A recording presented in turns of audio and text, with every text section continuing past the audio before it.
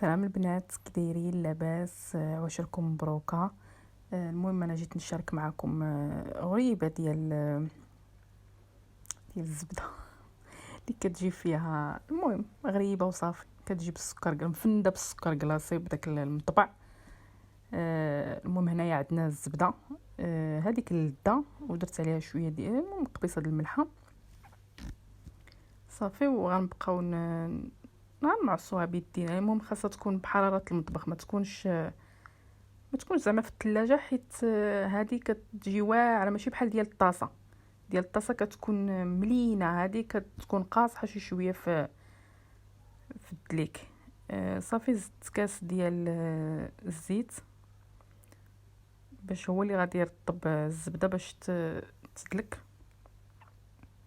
المهم البنات، الا كنتو وصلتوا لهنايا ومازال ما درتوا لا لايك لا اشتراك لا تعليق مع تفعيل الجرس، ديروا شنو كتساينوا فين بغيتوا زعما توصلوا لفينا، ديروا ما حد فكرتكم. صافي هنا غادي نزيد السكر كلاصي، غادي ندير 3 ديال المعالق ديال السكر كلاصي. المهم على حسب نتوما شنو هذا. المهم 3 المعالق كافيين، واللي عنده بغى يدير زعما السكر حبيبات يديروا، حيت هي زعما ما خاصهاش تجي حلوه، حيت مازال غادي تفند في السكر كلاصي باش ما تجيش قاصحه بالحلاوه. صافي هنا من بعد ما خدمت هذيك الزبده مع الزيت وداكشي، درت لها الزبيب ودرت اللوز مفرفش. هانتوما كتشوفوا شي صاين شي مفرفش شي هذا. المهم ولا عندكم الزنجلان وبغيتوا ديروا الزنجلان حتى هو ديروه، غير انا ما عنديش ما درتوش. صافي وغنزيد هاد الخنيشه ديال زهره البرتقال وغادي نخلطهم صافي. والدقيق غادي نبداو نزيدو الدقيق، زعما هي ما فيهاش زعما شي مكونات بزاف صافي. وغنزيدو هنا خماره ديال الكاطو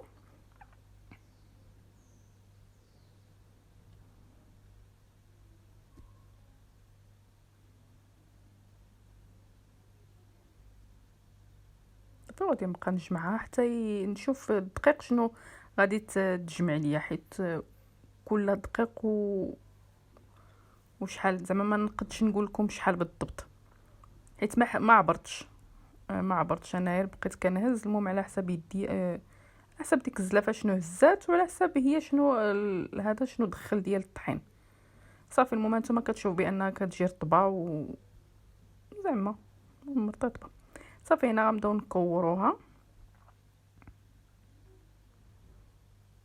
المهم نتوما راه ما كتشوفوا ما كنديرش زعما ما تنعبرش الكرات، حيت كيف قلت لكم في الفيديو اللي داز راه ما عنديش انا الميزان صافي. على جهد يدي شنو شي تيجي كبير شي تيجي صغير، المهم على حسب صافي. وغنبدا نرشمها بهذا المطبع هذا.